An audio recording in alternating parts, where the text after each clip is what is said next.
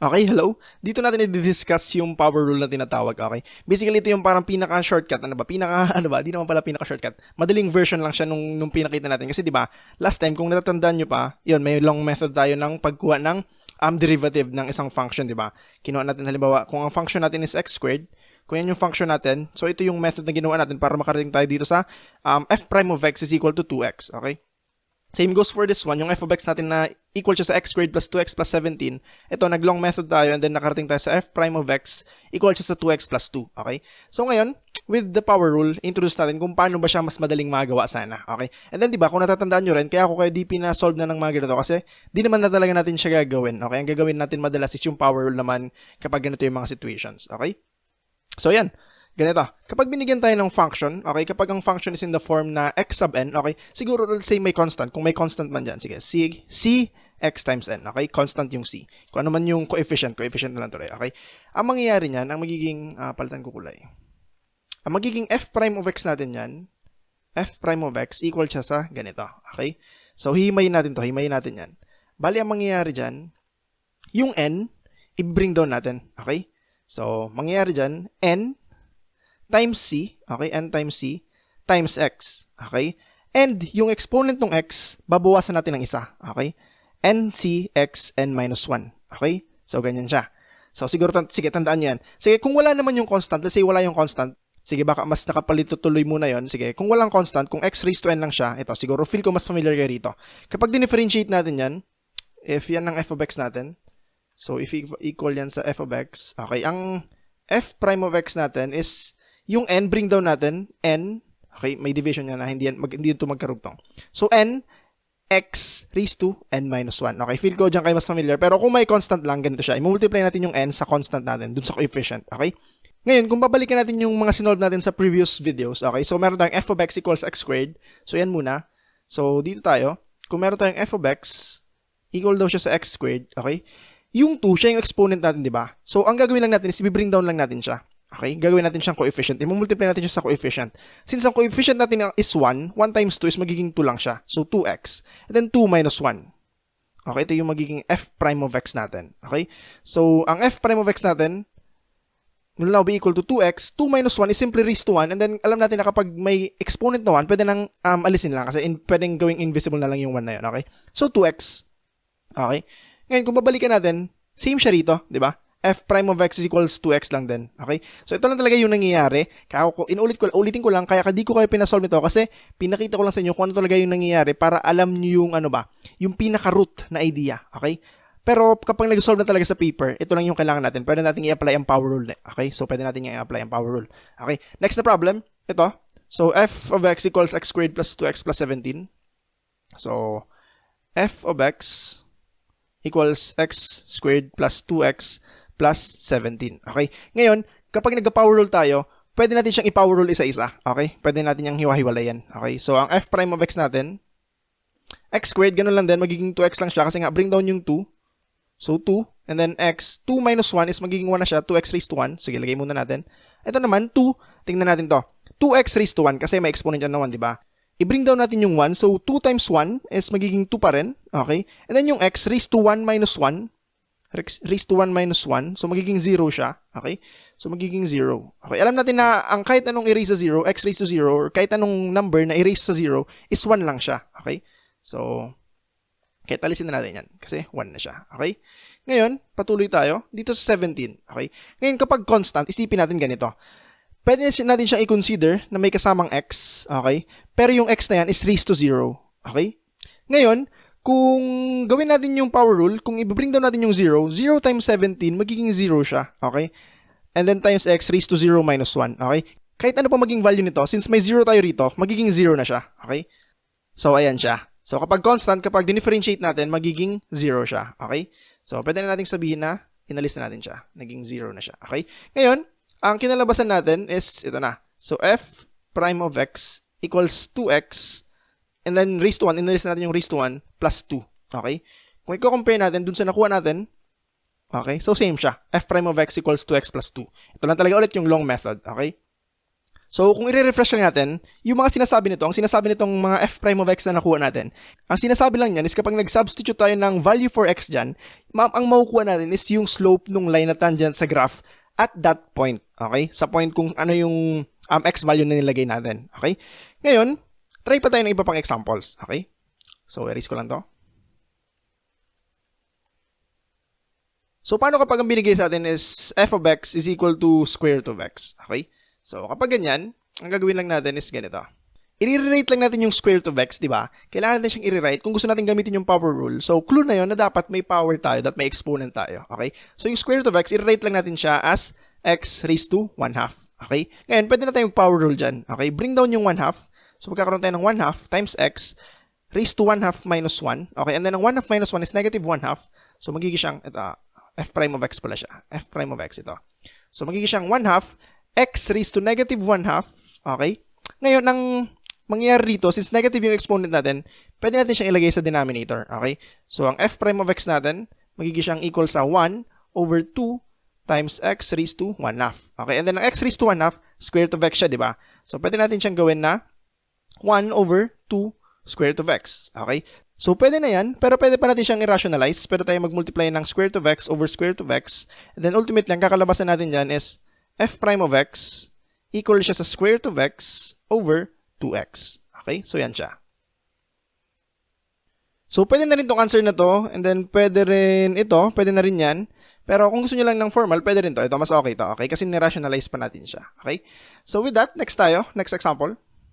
Paano naman kapag ang binigay sa atin is cube root of x squared? Okay? So, actually dito, same lang siya. Okay? I-express lang ulit natin siya into a form na may exponent siya. Okay? So, x raised to 2/3. Okay? So, yan. Same lang din ulit siya. Bring down lang ulit yung 2/3. So, ang f prime of x natin equal siya sa 2/3 x 2/3 minus 1. Okay? So, equal to sa 2/3 x raised to negative 1/3. Okay? So, ngayon, ganun lang din. Same process. Magkakaroon ulit tayo ng 2 over 3 x raised to 1/3. And then, equal yan sa 2 over 3 cube root of x. Okay? Cube root of x. And then yan, pwede na ulit yan, pero pwede pa natin siyang i-rationalize, okay? Para ma-rationalize siya, kailangan natin siyang i-multiply sa cube root of x squared, okay?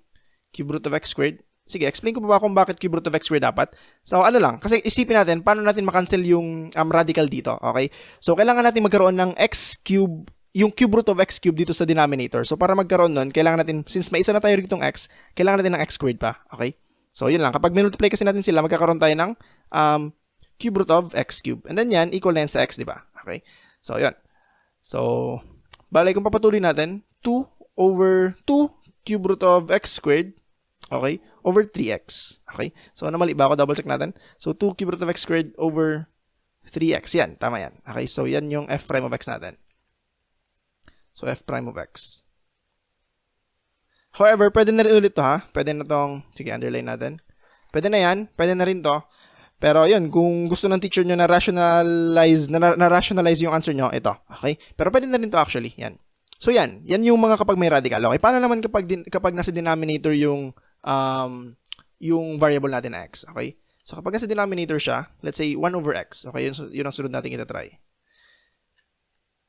Kapag yung function natin, f of x equals 1 over x. Okay? Ganun lang din siya actually. Di ba kapag nasa denominator, pwede rin natin siyang express as x raised to negative 1. Okay, and then ganun pa rin, power rule pa rin to. So, ang f prime of x natin equal siya sa, bring down yung negative 1 times x raised to negative 1 minus 1. Okay, ang mangyayari to, negative, i-multiply lang natin siya, kasi negative 1 lang naman, magiging siyang negative x, negative 1 minus 1 is negative 2. Okay, so ganyan siya. Pero, pwede na yan, pero ganun ulit, kung gusto natin siyang ilagay sa denominator, bali, magiging final answer talaga natin is f prime of x equal siya sa 1, negative 1 over x squared. Okay? So, yan siya. And then, try naman natin yung 1 over x squared. Okay? So, burahin ko lang to. Okay. Kapag 1 over x squared, okay, bali, magiging siyang ganito. 1 over x squared, pwede natin siyang express as x raised to negative 2. Okay? Ganun lang din. Power rule lang ulit to. Okay? F prime of x equal siya sa negative 2. And then, x raised to negative 2 minus 1, magiging siyang negative 2, x raised to negative 3. And then, ang final answer natin basically is f prime of x equal siya sa negative 2. Bring down natin yung x kasi x raised to negative 3 siya. Okay, so negative 2 over x cubed. Okay? And that's it. Okay? Next one, paano kapag combination ng radical at fraction? Okay? So, mali. So, yan. Paano kapag ang binigay sa atin, for example, is square root of x over x cubed. Okay? Ganun pa rin ulit. Okay? Kasi kailangan lang natin balikan yung mga, yung mga laws of exponents natin. Okay? So, may video na kami ron. So, may kita nyo na siya dito sa top right. Ilagay namin siya. Top right, tama. Top right dito. Okay? So, ngayon, ang gagawin natin dito is, di ba, ang square root of x, alam na natin na x raised to 1 half siya. Okay? And then, yung x cube, retain lang natin. Ngayon, alam natin na kapag may fraction tayo, pwede nating i-subtract. Okay? Pwede nating i-subtract yung mga exponents nila. So, magkakaroon tayo dyan ng x raised to 1 half over x cube. Pwede natin gawin na x raised to quantity 1 half minus 3. Okay? Ngayon, ang mangyayari dyan, bali equal lang siya sa x raised to negative 5 over 2. Tama? Negative 5 over 2. Tama. Okay, ngayon, power rule na lang ulit siya. Okay? So, babalik lang tayo babalik sa power rule. So, bring down natin yung negative 5 over 2. And then, x raised to negative 5 over 2 minus 1. Magiging siyang negative 5 over 2. X raised to negative 7 over 2. Okay? Bale, kung isi-simplify natin, so, f prime of x, negative 5 over 2. Bale, ito, mangyari dito is square root of, hindi, sige, wag muna tuloy, wag mo mag-shortcut. So, x raised to 7 halves. Okay, x raised to 7 halves muna. Magiging siyang negative 5 over 2. And then ito, kung gawin natin siyang radical, x, okay, square root of x raised to 7. Okay? Ngayon, pwede na ulit talaga tayong tumigil dito, pero kung gusto pa natin siyang i-rationalize, okay, pwede natin ilabas yung x raised to 6. Okay? Kasi ang mangyayari dyan, equal pa siya sa negative 5. Okay, di ko na-explain lahat-lahat kasi ina-assume ko lang naman na alam nyo naman na yung mga basics. Okay? So, magkakaroon tayo dyan ng 2x cube square root of x. Okay, x cube yan. Square root of x. Then yun, pag re-rationalize ulit natin, multiply tayo dyan ng square root of x sa both sides. Kasya pa ba?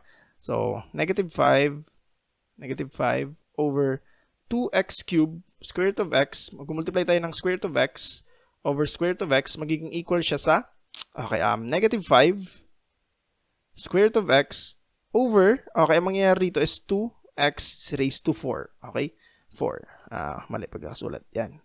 Negative 5 square root of x over 2x raised to 4. Okay? So, yan yung f prime of x natin. Okay? Again, pwede na tayong tumigil. Saan ba tayo pwedeng tumigil na? Dito, pwede na to. So, yan. Pwede na tong part na to. Bilugan tuloy natin. Pwede na yan. Ito. Yan. Pwede na yan. Ano pa? Yan, actually, pwede ka rin tumigil sana dyan. Okay, so nasa inyo na lang. Actually, ito rin, pwede na rin dito. Okay? So, yun lang siya. Depende sa kung anong pinapahanap ng teacher nyo. Okay? Kasi may chance na baka bawasan kayo kapag ganito, hindi siya na-rationalize. Kapag, ito, pwede rin to. Pero baka gusto niya na walang variable na naka-raise sa fraction sa denominator or walang radical sa denominator, mga ganun. Okay? So, mas safe lang to. Okay? So, yun. Last example natin. Bigyan ko kayo ng last example. So, kapag ang binigay sa atin is square root of x times cube root of x squared, bali ganun lang din. So, loss of exponents lang ulit siya. So, x raised to 1 half times x raised to 2/3. Okay? Kamanina, di ba, kapag fraction, kapag division, kailangan natin i-subtract yung mga exponents. Kapag multiplication naman, i-add lang natin sila. Okay? So, ang mangyayari is x pa rin, and then yun nga, i-add nga natin. So, 1 half plus 2/3, that is 7 over 6. Okay? 7 over 6. Okay? Ngayon, ganun na din. Okay, so ito na. Power rule na lang ulit tayo dito. Okay, so, ang f prime of x natin, equal siya sa 7 over 6, x raised to 7 over 6 minus 1. Okay, and then ang final answer natin is 7 over 6, x raised to 1/6. Okay, so pwede na ulit yan, pero pwede rin ito. So, may dalawa tayong pwedeng answer. 7 over 6, and then 6th root of x. Okay, so kahit alin dito sa dalawang to. Or ito. Yan. Okay? So, ngayon, yan lang. Bale, yan. Basically, yan yung power rule. And then, so, dito na talaga tayo magsisimula yung mga solving na part na. So, siguro sa mga next lesson, ma-introduce na natin yung product rule, yung quotient rule, yung chain rule. Okay? Basta yung mga pag-solve na talaga na part ng differential calculus. Okay? So, ngayon, may prepare lang kaming mga practice problems sa inyo. So, para ma-ensure lang natin na na yun, no, na nakuha nyo yung lesson natin. Okay?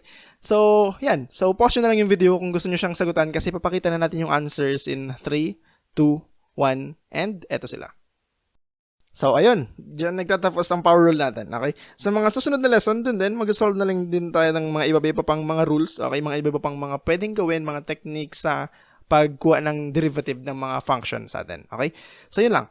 So, see you sa next video natin. So, bye-bye!